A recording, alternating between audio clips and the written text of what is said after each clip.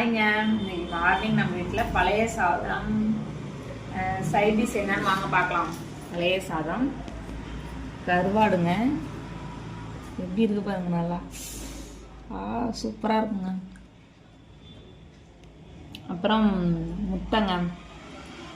வாங்க எப்படி டேஸ்ட் பண்ணி பார்க்கலாம். சாப்பாடு எதுவுமே இல்லையே,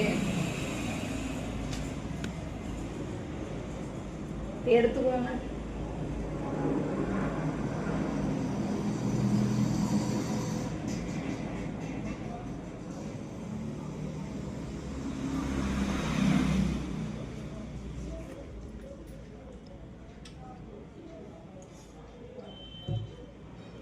சூப்பராக இருக்குங்க பழைய சாதம் கருவாடு.